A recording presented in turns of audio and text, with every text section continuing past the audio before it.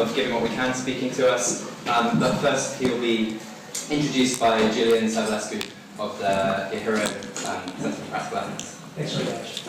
How long do you want me to introduce for? 5 minutes. Okay, I'll do short of that. So I came here in 2002, and Oxford is a very difficult place. And when I first came here, there was just me and then Nick Bostrom I met.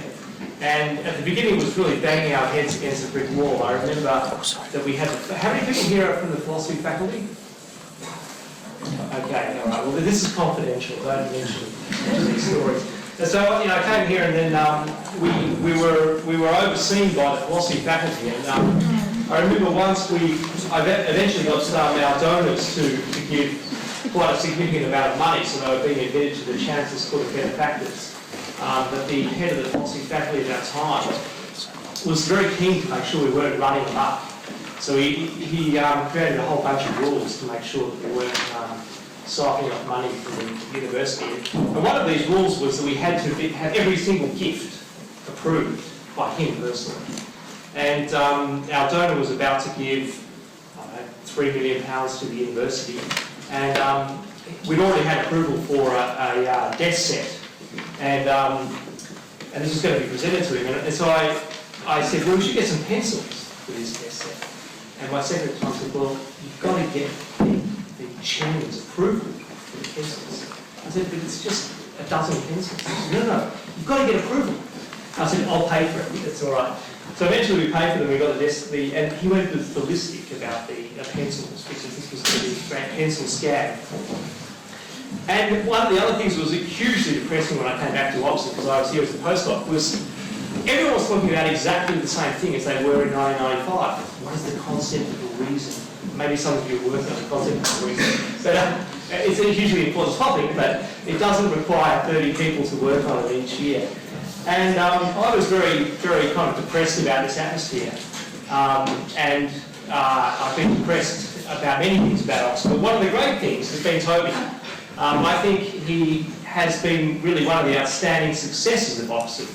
And this event tonight, I think, is one of the most exciting events that's happening in Oxford, because this isn't more of the concept of a reason. And what Toby has tried to do is actually apply great analytic philosophy to real practical problems. And this will be the future. The people who are kind of ruminating about meta-ethics and the concept of a reason and logic and so on will struggle in the future. Because they're hugely intelligent, but they're largely irrelevant. And what Toby is not is irrelevant. And there are many things I don't agree with what Toby says, but one of the things that he does is he challenges you to think about your own position. And that, I think, is the success of real philosophy and real ethics. If you think about the world, science is about describing the laws of nature, and we don't do that.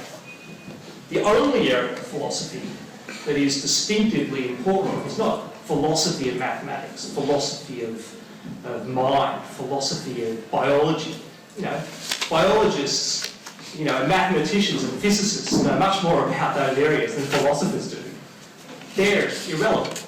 Really, they're just commentators. But the one area that we're not commentators on is moral philosophy. It's about deciding what we should do. Because no scientist, no physicist, no biologist, nobody can tell us what we should do. That's the area that we should be devoting our attention to in philosophy, and that's the area that Toby's devoting his attention to. And so, as I said, I don't agree with Toby in lots of his areas, but he's caused me to rethink, my own positions, and I said in one of my blogs that I'm supporting a child in Italy. It cost me £10,000 a year, and I can survive that. So I said, when I finish supporting that child, I can devote that amount of money to doing other things. And that was because Toby made me think about what my life was and what I should be doing. So I think that's a huge success. So I think that what you're doing tonight is the most important thing that's occurring in not only Oxford philosophy but Oxford academia. So it's a great privilege to introduce you.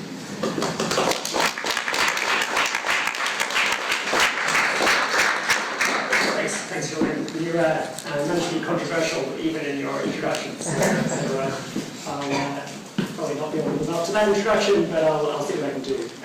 It is an interesting thing that Julian's the chair of practical ethics at Oxford, and practical ethics could be a lot of things. I mean, there's a lot of things that we could discuss as the ethics of. And I've done a lot of looking at the ethics of global poverty and thinking about donations and what our personal obligations are. And tonight I want to talk a bit about the ethics of career choice. So the question we have here is in which career can you make the most difference? And you probably are not really going to be leading to an answer here of a particular career. It will depend upon the person. But I want to try to look at it and really think about career choice from a kind of philosophical point of view. So let's start off thinking about your life. So you each have about 60 years of life ahead of you. Something like that. Okay, that's quite a lot. And it's a long time in which you can do great things for yourself and for others. For the purpose of this talk, let's set aside all of the great things that you can do for yourself in your life. All of the wonderful leisure time you can have, perhaps your personal relationships and what you get from them and things like that. Although there's plenty that you will have there. And let's think about what you can do for others in that period of time. So when I think about this question for myself, I tend to divide it up into these 4 different areas of what you can achieve in your life. So that one of them was the voluntary work. There's many things that you can do, taking some time out and putting them into different types of organisations and societies that can help people in various ways. I'm going to explain that. There's your career, what you can do there. There's personal relationships, so helping your friends and your family through difficulties in their lives and just making the good times even better. And there's also, on top of all of that, there's ways in which you can donate your money in order to help people who are in need. Now, normally when I talk about these things, I focus on donations, and I've talked a lot about that in the past. But what I'm doing tonight is talking about this different quadrant here. Maybe eventually I'll get through all of them. So, when it comes to your career, you'll spend something like 80,000 hours on your career. It depends on exactly whether you meet the European Working Time Directive or not, and so forth, and when you retire, when you start work. I only started a paid job when I was 30, so I missed out on a few of these hours. But that's around about what you're looking at. And that's a lot of time, and a substantial proportion of your life is going to be spent in your career. And so you really want to make sure that it counts. And it's really well worth thinking about this beforehand and taking it seriously, rather than just going with the flow when it comes to your career. With modern careers, there's often a lot of changing career choice halfway through compared to what there was 50 years ago. But it's still well worth having some idea as to what you're really trying to achieve in your career at the start of it. And if you think about this, if you could improve the value of that 80,000 hours by 1%, so you could get done 1% more of what you find of value in that time, then that would be worth around about 800 hours of thought to work out beforehand how to do that. Okay? That's a lot of time. Right? And 1% doesn't sound that hard to achieve, to really make that much better. So I do think this is the type of thing where it's very good value thinking about it. I also think that we can often improve the value by much more than that. In my case, I won't really go into this much, but I did some elaborate calculations as to how much I thought I could achieve over my career. And that was particularly looking at what I could achieve by donating my income over my career. And I worked out how much I could achieve. And then I ended up achieving 20 times as much of that in the first 3 years of my career by starting up this organisation, giving what we can, and getting a whole lot of other people to donate their money, and getting influence over organisations and government groups and so on, thinking about target aid. So it turns out that you can actually get quite significant improvements on what you think you can do. So what we want to do now is spend an hour including questions, thinking about the big picture regarding how much impact you can have in your career. So let's spend one of these 800 hours or so, and maybe even in this 1 hour, you can increase your expected value of your career by more than 1%, which would suggest it's probably worth having some more hours to think about. So I want you to think big about careers. Okay? And maybe thinking bigger than some previous talks that 80,000 hours has run on this topic. So here's a question of how much can you achieve, try to quantify that, at least roughly. And I want, as a case study, so the example to fix on to start with, to be Oskar Schindler. So Oskar Schindler saved around about 1,200 Jews from the Holocaust. He saved their lives by allowing them to work in this factory that he set up for this purpose. And he's often regarded as a hero who had an amazing opportunity, or a quite unique and unusual opportunity, in exceptionally difficult times. And he took that opportunity and risked himself. And he managed to get all of this to work. He didn't kind of get caught and in trouble with the Nazi regime. And he managed to save the lives of about 1,200 people. Okay. Now, my claim tonight is that everyone here in this room can do as much good as Oskar Schindler in their career. So I want to use this as a baseline for a high-impact career. You might think that it's exceptional. Certainly the standard view in society is that it is very exceptional. It certainly is very good compared to a typical career.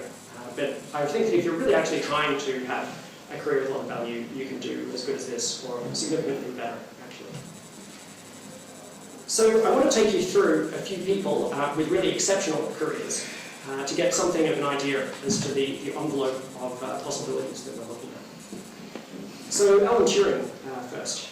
So he was an English mathematician. Probably many of you know about Turing. He developed the theoretical underpinnings for computers before he started his PhD, which I think is pretty good. So he wrote a seminal paper on this in 1936. And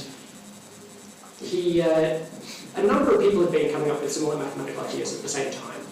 But his idea was much more practical, the way that he put it, and it did have significant impact in actually creating the computer. He's often considered to be the father of the computer, or one of the fathers of the computer. And he didn't just come up with theoretical underpinnings, he also did significant subsequent work on putting it into practice. And he then played a major role in code breaking for the Allies during World War II. And this role that he played at Bletchley Park is often credited with ending the war a year earlier than otherwise would have ended. So making the massive bloodshed and killing of World War II 1 year shorter than it would otherwise have been, which is pretty impressive. World War II killed around about 60 million people, so by making it a year shorter, he would have saved millions of lives in that case. And that's thousands of times more lives than Oskar Schindler, as well as inventing the computer. So that's kind of like this extra thing that he did on top of this. So I think that that's pretty impressive. Here's another computer-oriented person who I would say is an American businessman. He knew how to program, but he didn't make his money by programming. He made his money by being a fairly ruthless businessman in the software industry. He earned something like $100 billion in the software industry. It's a bit hard to say because it was all in Microsoft stock, which went up and down at different times of work, different amounts. And he's donated $28 billion of this so far to various causes. Some of these have been very effective in fighting diseases in developing countries. He's paid a lot of attention to the effectiveness of his money and is using at least some of it very well. Some of his money is going on other things, such as trying to improve health in the United States, and I think that money spent on that's probably doing less good than money spent on developing world causes. But certainly he's spent a lot of those, and he's spent it very well. It's kind of a paragon of donor efficiency. He aims to donate 95% of this wealth, so $95 billion or so over his life. And then presumably leave $5 billion to his children. So it's still quite good for them. And he also managed to convince Warren Buffett and 67 other billionaires to pledge to donate more than 50% of their wealth. He didn't say exactly where, and maybe some of them would have given quite a bit of that money anyway.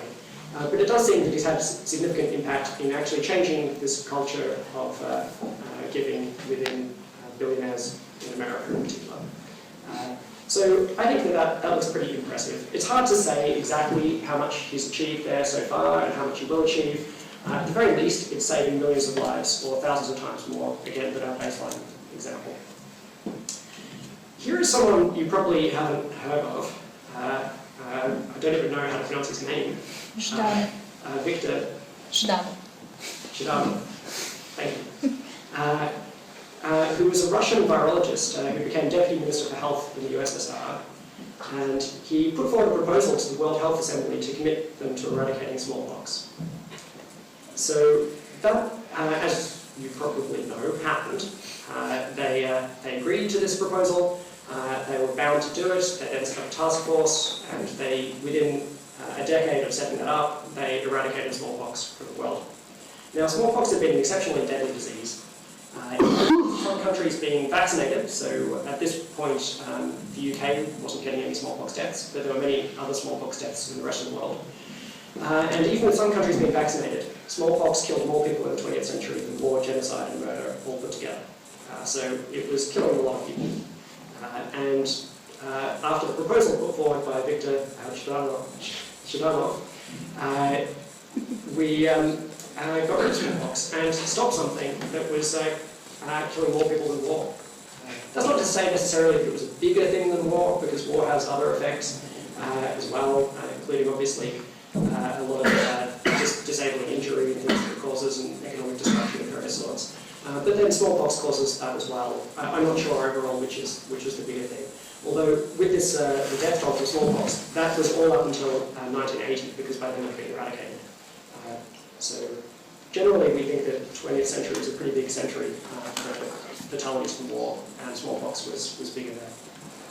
So that was a pretty big thing. And interestingly, Victor didn't invent the technology to eradicate smallpox. There are a large list of names of people who are involved in this project, but he, in some sense, was the kind of prime mover in making it happen, as he got them to commit to making it happen. And arguably, that's the most important part of this team, although it's not quite clear how to divide this up between all the major players. So it was eradicated in 1979, and it's estimated that 120 million lives have been saved since then, which is something like 100,000 times as much as the baseline career that we're looking at. Two more here. So Norman Borlaug was an American agronomist, so he looked at how you could improve crop yields. And he was deeply concerned about the possibility of starvation due to growing population in the second half of the 20th century. And so he did a lot of work on this. I'm not actually sure if that's why he went into his career in the first place, but it certainly explained a lot of what he was trying to do, which is to increase crop yields. And it's quite amazing, actually, the way that he achieved this, which is pretty simple. His main insight was that you could try to get as many grains as possible on each stalk of wheat in order to increase the yields per hectare. And if you tried to get too many grains, though, onto a stalk of wheat, they'd fall over, and they couldn't hold themselves up anymore, and would rot, and couldn't keep the water off them. So that was no good.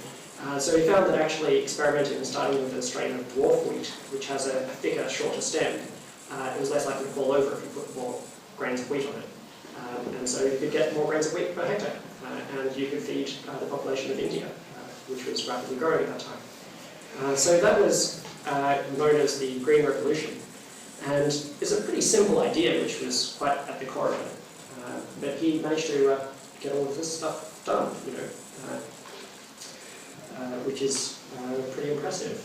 It's estimated that this saved around about 245 million lives so far, which is about 200,000 times the baseline career that we're talking about. Finally, as an example, Peter Singer, an Australian philosopher. He's been very influential in two major movements, which is fighting factory farming and also fighting global poverty, and organising individual grassroots type resistance to factory farming, taking animal welfare very seriously, and it's kind of hard to overestimate how important he's been in that, and also in terms of fighting global poverty.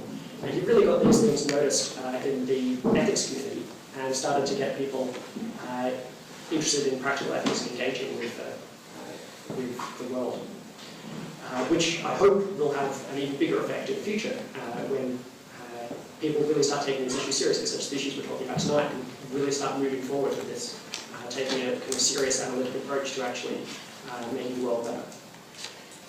So, sadly, I don't have any quantitative estimates as to how much is achieved, but I think it's probably a lot. I'm not sure it's as much as some of these other people. So, now what I want to do is think about impact, and so it's a little bit more philosophical now, to try to distinguish a couple of things. So firstly, I want to think about an intuitive view of impact. So the intuitive view, I'm saying, is the view that your impact is the benefit that you directly produce. And I'll give an example to show that. But the other view is what we call the counterfactual view. And that's the view that your impact is the difference between what happens with your action and what would have happened otherwise. So here's an example. So imagine a surgeon. Over the course of her career, a surgeon performs 1,000 life or death operations. So just to simplify it, it's a case where if someone comes in for this surgery, they're going to die if they don't have it. And if they have it, it's either successful or not successful. You could complicate the example, but there's no need. And let's suppose that this surgeon is successful in 80% of these operations. So the question then is what's her impact? So on the intuitive view, the benefit is saving 800 lives. So 80% of the 1,000 life-saving operations. That sounds right, at least at first glance, I think. The counterfactual view is a little bit more complicated, but I think it gets a better account of this.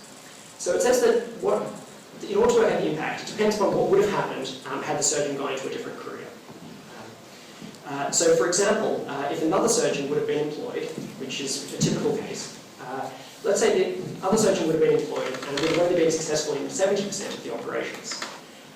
In this case, on the counterfactual view, they say that this surgeon, over her career, really saved 100 lives. That was the impact there. Because 800 people walked out of the hospital alive, and if she hadn't taken up that career, 700 people would have walked out of the hospital alive instead. And here's another one to make it maybe a little bit more clear. So if the surgeon's replacement would have been successful in 90% of the operations, then it seems like the surgeon, on this account, says the surgeon cost 100 lives and didn't actually save any lives at all, that led to more people dying. And I think that sounds right. I mean, if you suppose you were the surgeon, and let's suppose you could go to some other career that no one else was going to do otherwise, and save 5 lives. Or you could become a surgeon and lead to 100 more people dying than would otherwise have died from operations.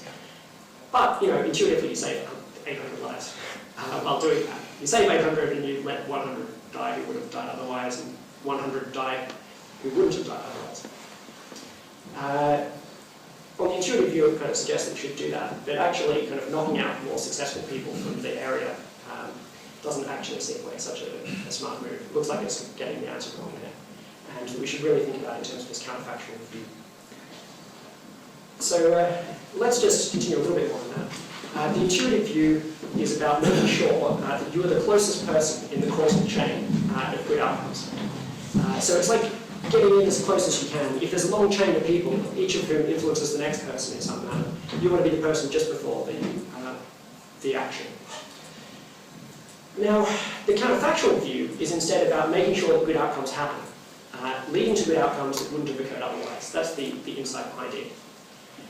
And the intuitive view leads to certain self-defeating actions. So, for example, you can imagine a case where your father gets very sick, and someone calls a paramedic, and the ambulance arrives and they get out to try to attend to him.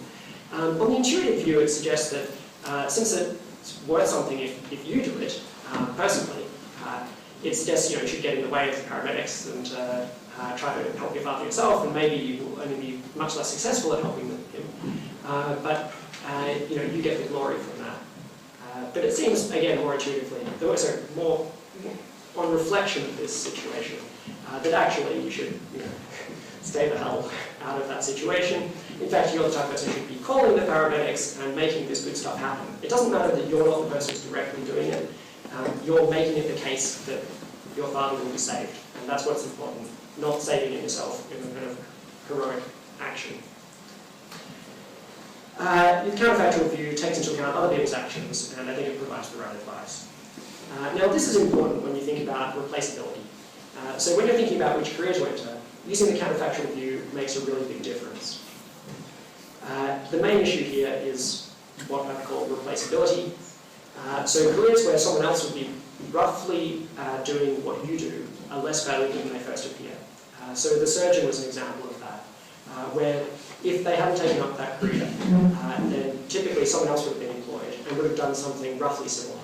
They would have saved a similar amount of lives. So the surgeon in that sense is somewhat replaceable. Now, if the surgeon is just a really natural, brilliant person of surgery, and the replacement was going to save 70% of the lives instead of 80% of the lives, well then they are making a pretty big difference. They're saving 100 lives.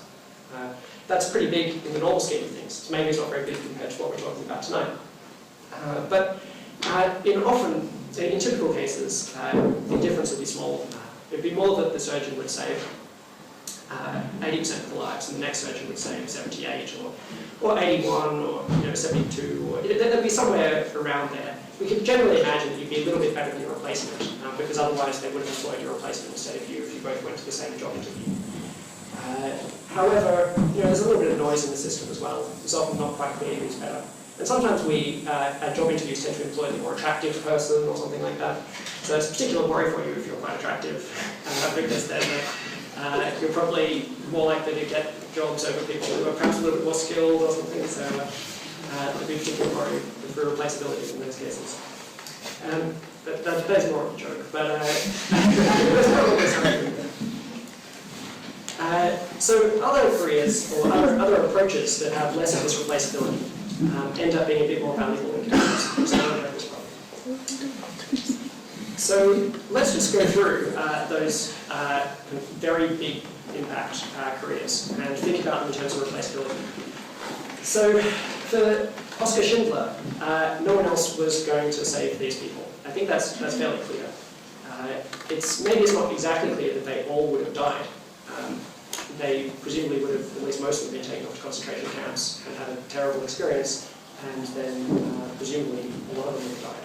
It's not quite clear though. But if he hadn't done this job, it's not that someone else would have gone in and saved these 1,200 people. That wasn't happening very often. It was quite exceptional. So it did look like there was no replaceability problem there. For Norman Borlaug, we probably would have mostly come up with high yield crops. I should say that for all of these hypothetical counterfactuals, these are just my guesses on these things. I originally typed it out with the words, my best guess is, and then I decided to leave that in brevity. But I think that we would have mostly come up with these high yield crops, but we would have done so later. And there probably would have been famines, or at least there's a pretty reasonable chance that there would have been serious famines due to not having this done. He did get there really in the nick of time. And so it's not the case, though, that if you invent something, that it means that, that it wouldn't have been invented without you, typically. Normally, someone else would eventually invent the same thing. The question is how long that would take. And maybe it would take, say, an extra 10 years and then we'd be back to the same spot. Or maybe it means that technological development of that thing would lag 10 years behind forever. That's perhaps likely to be the case with the computer. That if the computer had been invented 10 years earlier, we might be 10 years ahead in terms of software and everything now. Or if it was 10 years later, 10 years ahead. So Alan Turing, and as I say, I think we would have had computers by now. There was a bit of this kind of idea in the air with the theoretical underpinnings. There were two other different versions of computation which came out within a year of Alan Turing's idea independently. They weren't as practical as his, but I think the idea would have come up. But it wouldn't have come up in time to affect World War II. So presumably, on this kind of standard account, there would have been an extra year of misery in World War II, with all the death toll that would entail. Obviously, it would have also increased the chance that the Allies lost World War II. So the kind of guesses are that that wouldn't have happened, but it's not clear. So, and our computers would have been hardware guarded, but I don't really know how to account for With Bill Gates, it was quite interesting because the money that he made probably would have been made by someone anyway. However, almost certainly would have donated less of it. Bill Gates is quite exceptional in how much he's donated. And they would have donated it almost certainly less effective. His really standout case for effective donation. So that means that what's really happened there in his career was that he really has meant that maybe $80 billion more has gone to charity than would have gone otherwise, which is a really big impact. And that's a nice feature of what he was doing, because in some sense, as a business mogul managing a large software company, he was replaceable. But as a donor, he wasn't replaceable, or wouldn't have been replaced. And in the case of Shabanov, we may not have eradicated smallpox yet, is my guess on that. It's not really clear. Smallpox was a really bad disease, and it was quite interesting. It was the easiest and most high-value disease to eradicate, partly because it was so bad, partly because the symptoms were very distinctive, and the way that it was transmitted and incubation periods and so on meant that they could actually contain it with an eradication strategy. With other diseases, it's more difficult. There are no other diseases that were eradicated since then, although there are a couple which got down to less than 1% of their previous incidence. So they're only affecting 1,000 people per annum instead of 100,000 or 1 million people per annum. So we have made a lot of progress in some other things. Eradicating smallpox gave people confidence to try to eradicate some other diseases. My guess would be that within the next 20 years, probably about 4 diseases are going to be eradicated. And so we would have probably been behind on that schedule if we hadn't eradicated smallpox at the time we did. It's not even clear that we would have eradicated smallpox by now. At some point, they would eradicate it. So it's not that he's produced an infinite stream of benefit by eradicating it at one point. It wasn't our only chance to eradicate it, but it's unclear whether it would have happened by now. And so I think that the replaceability issue is not so big there, but I'm not quite sure. And in the case of Peter Singer, these movements, I think, would have been much less influential, especially the anti-factory farming movement, which has really taken a lot of inspiration from his work. I should say that he didn't, I don't know that he was the originator of this idea. When he was at Oxford doing the BPhil, he met up with various vegetarian friends and talked about these things, and I think they got him into it. So maybe they, in some ways, can get the credit for convincing Peter Singer to write about factory farming, I think, in the New York Times, and to write about global poverty. I don't know where he got that idea particularly from, but he really took these things and ran with them, and was not particularly replaceable. If someone just said, we're going to employ a different philosopher instead of Peter Singer, you would have got a lot less good outcome. So, when it comes to making impact, my summary would be, you need to make things happen rather than to do them. So it's the intuitive or naive view, which is about you need to do the stuff. What you really need to do is to make the stuff happen in the world, if you want to have big impact. Once you get this idea, many possibilities open up, and I want to explore a few of them. So Viktor Shabanov didn't personally prevent cases of smallpox or even come up with the vaccine, but he put the world into a state where it was going to be eradicated by getting the World Health Assembly to sign this. Now let's look at some ideas for careers. So here are a couple of ideas. So career idea 1. So some charitable interventions are much more valuable than others, but this is rarely acknowledged for a number of reasons, actually. The best interventions are something like 100 times as valuable as the median interventions. There's a really radical disparity. There are a number of reasons why people don't acknowledge this so much. One is that people are often in particular areas, and then what they do is they try to be as effective as possible within that area. So for example, they want to deliver antiretroviral drugs to fight AIDS. Then they try to cut down on the administration costs. They try to be as lean a machine as they can to get ARVs to the people who need them. And they think that's what efficiency is all about. It's about doing that mission as effectively as possible. But they don't think, should we be doing ARVs or should we be doing condom distribution? They tend not to think about these wider things. Should we be doing AIDS at all, or should we be doing malaria? once they've set up an organisation, they tend to just make it more effective at what it does and not think about switching between areas. And almost no one thinks about that. And that's one of the reasons why this hasn't been discussed very much. But given that fact, and armed with this insight, we get to a situation where one thing you can do is go and work in a grant-making foundation that distributes the grants to different charities and tries to see how much you can get done. And if you could give the money to somewhere that was 100 times as effective, very realistically, you could have access to millions of pounds and develop into things which are actually making 100 times as much difference. And if you think about that, moving money to something that makes 100 times as much impact, that means that suppose you're going to be saving a certain number of lives, you then save 100 times that many lives, and so the extra amount of lives you've saved is 99 times what was being saved already. So it's actually a really big impact that you're making there. Career idea, I was going to call it 2, and I decided 1B was better because it's basically just copying the previous one but changing some words. Some research is much more valuable than other research in universities. Maybe not just extreme views on this presented before me, which I won't necessarily endorse, but I think most of us are aware that some bits of research do actually have a lot more impact than other bits of research.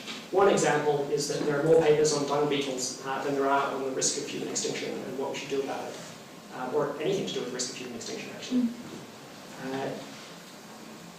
So armed with the insight that what we do is to want to make sure that things happen rather than do them ourselves, and access to information about some research being more valuable than others, you could go and work in a research grant-making foundation, maybe a government foundation, or the NSF or something like that in America.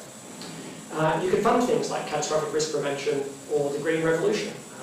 That's what Norman Borlaug's project was called subsequently. So you could try to look for these high-value things and fund them. And again, it's quite plausible that you could have access to many millions of pounds, and that you could divert them to things which are 100 times as valuable. So here's another career idea. Some researchers have much more impact than others. Trust me, this is different to the previous one. That was about some research has much more impact. So for example, Turing, Borlaug, Singer, these types of researchers are having, or had, immense impact, really amazing impact. Now, perhaps it's unlikely that you can produce research with staggering impact like that. If not, that's fantastic. I'd like to talk to you afterwards. But surprisingly, you can have almost as much impact as these people, even if you can't produce that research yourself. One thing you can do as a career choice is this. End up in a university, if you're a researcher, find the best researcher in your department. So suppose you're in Oxford, let's say you're in Oxford in physics. Find the best researcher in physics in your department and do their teaching load for them. So just say, okay, I'll take on your tutorials so you don't have to do the teaching load and you can spend that time doing the research. Then you increase the research being done by the best physicists in your department by 20% or something in terms of the amount of time that they can do. And so in fact, for every hour you take on of the teaching load, you give them an hour of research. And that's actually much better than if you're trying to have all those hours for yourself in terms of actually helping the world, because you get the better researcher to do it. This works for everyone who's not the best researcher. It's a bit weird that no one ever thinks of doing this. It's a bit of a problem. It says something about how much this idea of career choice, ethical career choice, I think it's really in its infancy. That people aren't thinking like this. But once you've changed with this mindset to, instead of having to do it, I want to be the one who, develops the cure for cancer. A better thought is, I want to see to it that the cure for cancer is developed. It doesn't have to be me. I don't have to get my grubby hands on the cure for cancer, get all the glory and so on. You could do this other approach. If you're at Oxford, you could probably get, and you're in science, you could probably get a Nobel Prize-winning scientist to get as many hours as you have in this place. Oh, it's an interesting message there. I don't want to click on it.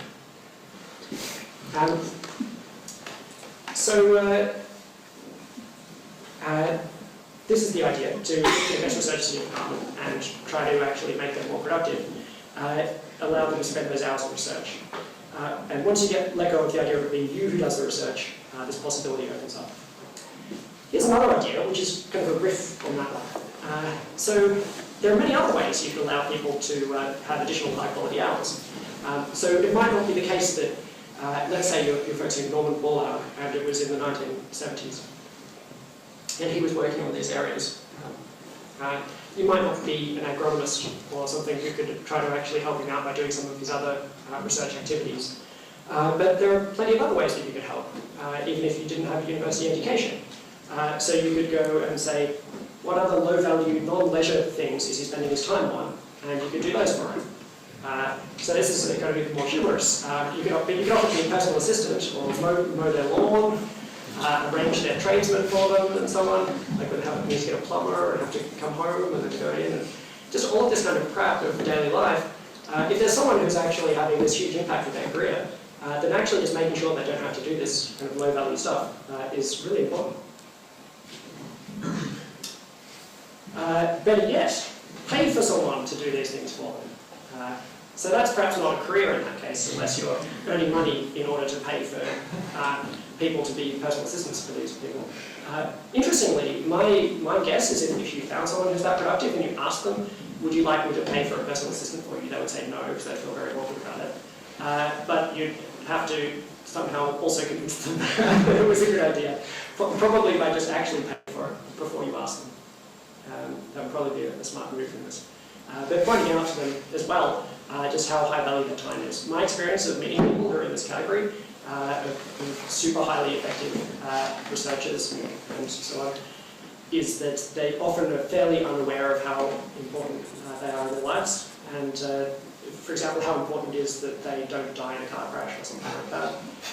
And they don't take appropriate kind of safety for themselves, and often out of some feeling of modesty, kind of incorrectly applied feeling of modesty, because if Norman Borlaug had died in a car crash, then it perhaps would have been the highest fatality car crash ever, with 200 million people, say, dying because of the car crash. So actually the safety was really important, and you really, trying to get this across to some people, or trying to help them out with some of the things, trying to make them more effective is the basic idea. You can see that you could expand on this, and you could think of your own ways to try to do it. This is very first draft of this. Quite plausibly, you could turn, say, 1% to 50% of your time into the time of a super productive person, if you could find them and help them out with this. I should add that it's not as trivial as you might have thought from the previous thing, in that in the case of someone like Norman Borlaug or Alan Turing or Bill Gates, you don't necessarily know that they're going to do these things from the get-go. And if you go and find them now, it might be too late, they're past the years where they're most productive. But it might be the case that you can't always guess in advance, and part of it's a hindsight bias that you can see who's productive. So you'll only be able to look at people based on their kind of expected productiveness in the future. So it will be a little bit harder than this, but the basic idea holds. And you can do this for multiple people, so you could spend a bit of your time, mowing the lawn for one person and then the other person and so forth. I'm sure there's actually something to this that's less humorous and feels like you can really make a go of it. Perhaps one thing you could do is to set up a volunteer group to do this kind of thing. And kind of, it would seem pretty cool actually. You could find other people who thought that this was a way they could really help make a big difference, and just make sure a lot of these kind of trivial tasks are done for various people. Or other ways that you can make them more productive. You could go and show them some task management software which would make their research life more productive, and give them a nice little tutorial on it or something like that. Various ideas that you could do. So in general, you could divide up a lot of these ideas for careers into these categories: researchers, influencers, improvers, and professional philanthropists. And I'll just go through them in turn and give an idea of them. So researchers, quite a few of the people on the original list for researchers, they make things happen by developing the necessary science, mathematics, engineering, or perhaps ideas, so in the case of Peter Singer, that are needed in order for these things to occur. They can also determine which approaches work the best, so that we can spend more of our time and money on those approaches that work the best. So that's an example of, say, research and charity cost effectiveness. They don't just have to invent new things, or come up with new scientific theories which allow inventors to invent new things, but they can also try to look at the things that we're doing and try to work out what's the most effective way to use our time. It's another researcher approach. Influencers, they make things happen by influencing people or organisations to do the things that will do the most to improve society, the environment, some other area. For example, advocating that DFID or the public fund the most effective aid programs would be an example. Getting other people to think about adopting high-impact careers would be an example. Getting careers in politics or public service would be another example of influence-type careers. Improvers is perhaps a little bit less clear what that's about. So they can make things happen by finding the individuals or organisations that are extremely effective and making them even more effective. So my examples of improving existing researchers by doing some of the teaching load or some other aspect in order to get them to be more effective. Professional philanthropists, the example that we had earlier is this huge example of a professional philanthropist, which is Bill Gates, but you could do this on much more kind of everyday scales by taking some kind of a career in finance or law and using it to fund millions of treatments for collective tropical diseases or something like this. Professional philanthropists make things happen by using a high-earning career to fund the highest impact projects that they can. And if they thought there were a whole lot of other people, say who were influencers, who were having very high impact with the time that they could spend influencing, perhaps they were influencing in a volunteer capacity, then they could eventually pay for the influencers to do things. So it leads to this idea of the interplay. Professional philanthropists could buy out the teaching responsibilities of a leading scientist, so they could spend their time on research, and they could do that with just part of their income. An influencer could get many other people to become professional philanthropists by influencing them to do so. An improver could free up the time of a very effective influencer. A researcher could investigate how to work out which of these is the best strategy, and so on and so forth. There is a lot of interplay between these ideas. These are just four kind of really effective ways that have been identified for thinking about this. So, in conclusions, choosing a career is very important. With something like 80,000 hours of your time that you're trying to work out what to do with. And this time can be immensely valuable for others, as the examples I've given hopefully show. Furthermore, there's a great variability in people's impact. It goes up from, say, if we're using the saving lives metric, from 0 to hundreds of millions. There is it's a case where focusing on what you make happen rather than what you do can vastly improve your impact. And finally, that people are only just beginning to explore this in a systematic way, as some of these rather basic ideas that I'm presenting suggest, that people really haven't thought about. And there's lots of potential for good ideas in this area. It's a very exciting area, both for academic research and also for non-academic research, just trying to work out for yourselves what makes things work. And it's worth many more hours of thought, I think. So if you still haven't used up your 800 hours of thought yet, I would suggest that you save a couple more thinking about this topic.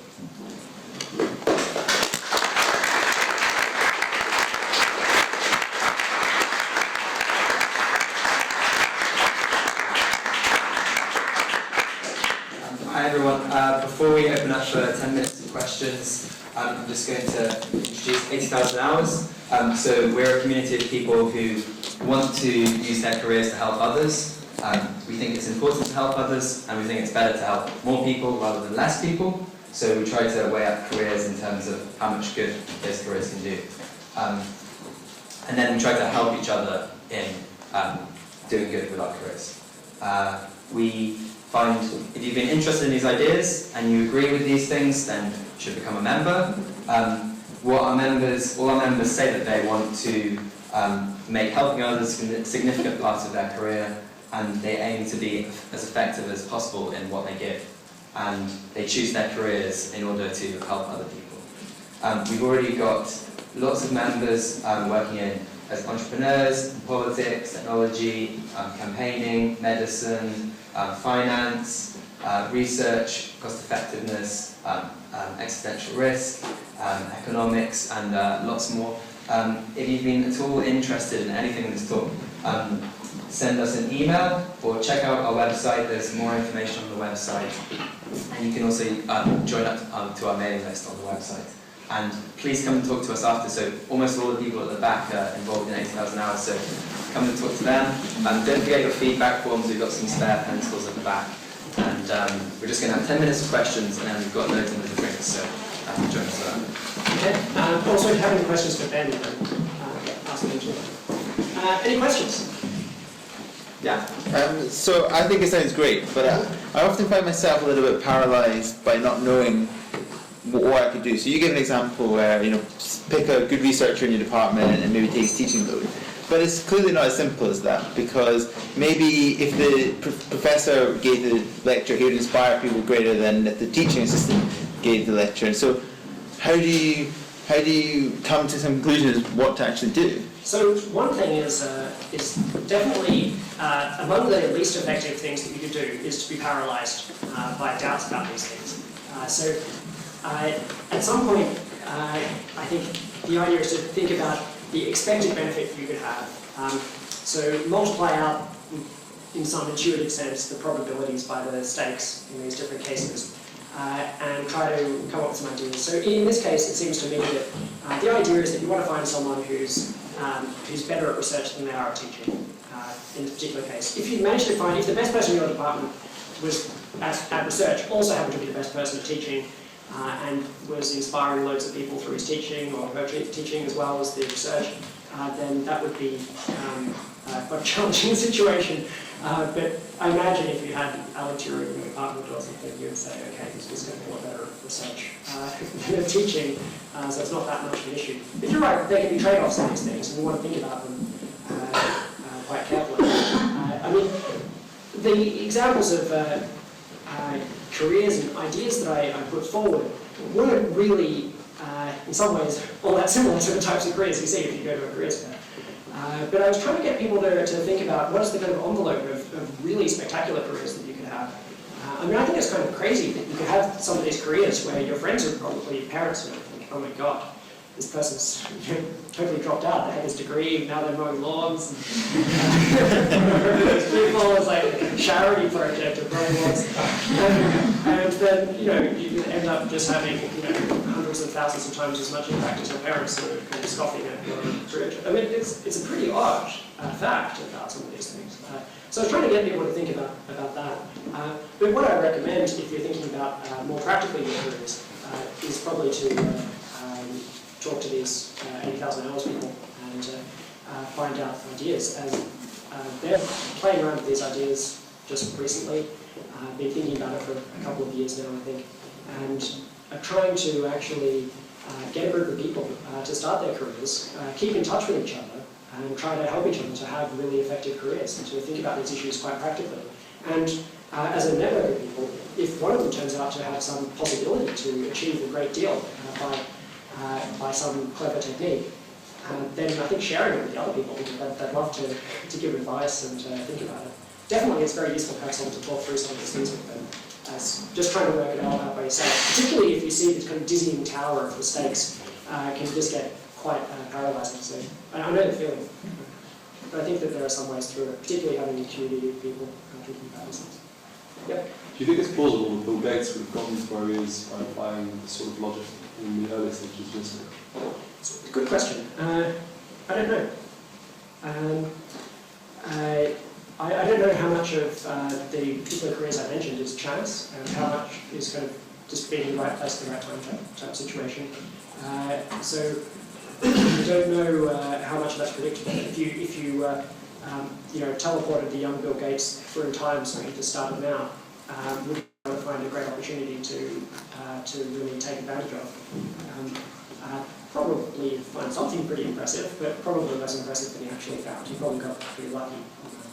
And so it's, I can't make you all as rich as Bill Gates, but you can definitely predictably make several million pounds, and you'll probably make a couple of million pounds in your careers anyway. If you just look at the average career earnings of graduates. But you can probably increase that by quite a bit if you do go to finance or some area like that. And I think relatively easily earn something like £6 to £10 million over your careers if you wanted to earn money. But I don't know how to make you earn £1 billion. And I think Bill Gates was lucky enough that if he did anything to change his mind on something, he'd probably make things worse. So really that's about. Other thoughts?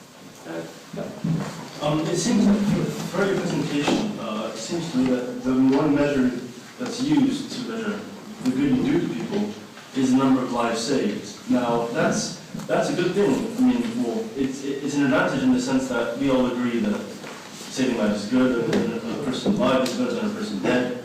It's easily measurable, etc. But on the other hand, it's also clear that there's more than that can be done in the world. So my question is rather, to the people in this room, would you advise sticking to that objective? Or would you advise No, I wouldn't advise it at all. In fact, in my other talks on charity effectiveness, I tell people not to use saving lives as a measure. I was just putting it in here as a shorthand for not having to explain what better measures look like and spending 10 minutes on that or something. But I think it was just there as an intuitive measure, and it was convenient that a lot of the people, high impact careers that I mentioned, actually did save lives, so I could compare them on this yardstick. But there are lots of ways in which you can help people, and saving lives is one. Health in general is a much broader one than just saving lives, but even that's only a small component of all the different things that you can do. So I recommend thinking about quite a lot more than that. Some of the things you can try to turn into dollars as a way of understanding, or pounds, but that has its own problems, because dollars gained for rich people are worth less than dollars gained for poor people. So unless you're kind of majorly adjusting for that, then you're likely to get a bit of a skewed view. You might think that somehow making luxury cars for rich people turns out to be creating a lot of value in the world because they're prepared to spend $20 poverty. So I would encourage people to actually think about wide metrics for working up these ideas. It kind of follows on really. I mean, how do you really go about measuring positive impacts in people's lives? Because it seems to me that positive impact is about improving quality of life, but that is inherently subjective. Well, yeah, so I think that a lot of it's about improving quality of life. Some of it might be about indirectly improving quality of life or something. For example, if you want to help the environment, you think that that's important. You might think that's important for improving the quality of future human lives, or it's important for improving animal lives as well, or it might just be important over and above those things. So with this particular talk, it doesn't really matter. The idea is that you can just think of whatever you think is of value and think of your own intuitive judgments about what's of value. And then you can see that some people are achieving a lot of what you think is of value, and some people are achieving a lot less. And you could go and try to help one of the people who's achieving a lot more be more effective. You could go and try to influence more people to do more of what you think is really valuable. What would you expect? What into a despot? When you're completely deluded, and what you think is totally valuable actually turns out to be the opposite for most people. That could happen to you, but I'm not sure that you'd be really helped by me saying that you should try to save lives, because you'd say, not that interested in that. So if you have just kind of wacky values, then I'm not sure you're going to get much out of the talk, perhaps. But I think that for a lot of you, you have some idea that it's really important that certain policies get implemented, and there's a lot of things that really move you about the society and problems with it and ways it can be better. And you can see something about this, and you've got some idea that if you can change the working conditions of people, that changing the working conditions of a few people in your company might be good, but changing it through large-scale government policy, thousands of people or millions of people across the EU or something like that would be much better. So you can think about things that you find important, and then think about them on the larger scales and see what you can do about it. Well, on that note, do you think that in doing what you just said, should we choose something where we can measure the difference? We can accurately measure the difference? If you can. I'm a big believer in metrics, even if they're only roughly quantitative. So we can't be precise about them. Maybe we can get them right within a factor of 2. But you can find that some careers could do 1,000 times as much of that stuff, or maybe 500 times as much, or maybe 2,000 times. We're not exactly sure, but it's way bigger than the original. So often, even if something's roughly quantitative, that's enough. I wouldn't obsess too much about the quantitative things. There certainly is a danger of just trying to improve what's measurable rather than what's actually important. So you certainly want to bear that in mind when you're trying to think about quantities. But even with just armed with a kind of rough idea as to how important things are, with some rough ability to see that if something affects 1,000 people in the same ways as if the other thing affected one person, that it's about 1,000 times better. If you've got some rough ideas like that, then you can probably make it through with these ideas. Any more time for questions? Okay. just a question on sort of opportunity cost really, because if a chap is not mowing his lawn, it may not be the case that he is researching what he's good at. Yeah. He is in fact watching TV, Yeah. firstly. And secondly, even if he were to be researching, maybe there's the case that his marginal impact decreases because he's been working so hard. Yep. So therefore wouldn't Well, this is a reason why I said you wouldn't want to replace their leisure time, because it's not clear that that will help. If you find that they're spending an hour watching TV, you say, no, don't worry, I can deal with that. Or if they spend an hour, and they spend an hour like pottering around in the garden, it might be the case that they're actually enjoying that. It's really leisure time for them. I think mowing your lawn is a little bit less plausible to be leisure time. There is a question though about the elasticity of the work. So if you take an hour of their mowing time, where will they distribute that hour? They'll probably distribute some of it into work and some into leisure. And so you'll get less than 100% of the benefit that you're thinking of. But maybe you'd get as high as 80% of the benefit or 50% of the benefit, which for these types of cases is so big that it's really astronomical benefit anyway. It's also true though that not just that if they're working extra hours per week, that they might get less productive, but it can also be true that just working extra hours on these tasks might be less important than the first hours on those tasks. Maybe they've made the big impacts in their field and the rest of the impacts are a lot smaller at that point. So you're probably going to get some kind of diminishing returns on these things. That would be my guess. But it still should be very big amounts, I would think. So, yeah. Okay. Yeah. I was just following up on the question, two questions about whether you should choose a career that's measurable. I was wondering how you would deal with uncertainty. So if I choose to go into a career where maybe there's a 5 or 10% chance I develop the vaccine, or if I'm open on for someone who may develop the vaccine, if the outcome is that the vaccine is not developed, the outcome is negligible, but is it a good career choice in general? So my approach to this would be to multiply out the stakes by the probabilities. So to take what's called the expectation. Yeah. And there are some pretty good reasons to do that. One good reason to do it is that if a whole group of people, say everyone in this room, decides they're all going to maximise the expectations of their careers, then it can predictably lead to a much larger, better outcome than if we decide to all be risk averse about it. If there's only one person, then it's very stochastic. It either happens or it doesn't. But if you get enough people like this to make this decision, then this is the best way for them to make that decision. That's an example of a reason for it, but there are other reasons. It's difficult to get a consistent system happening if you're risk averse about these things. There are serious troubles for it. There's quite a bit written in philosophy and in economics about that. But it's not totally outlandish to be risk averse. In particular, it makes a lot of sense to be risk averse about money in your own life, for your own benefit. But that's because we get diminishing marginal returns on money. And so you're not really being risk averse in terms of happiness. It's just that money is non-linear for producing happiness. Yeah. I think I probably speak for a lot of people in this room in saying that I found this sort of really inspirational. I'd love to go away and think about it and do something about it and inspire other people to think about it.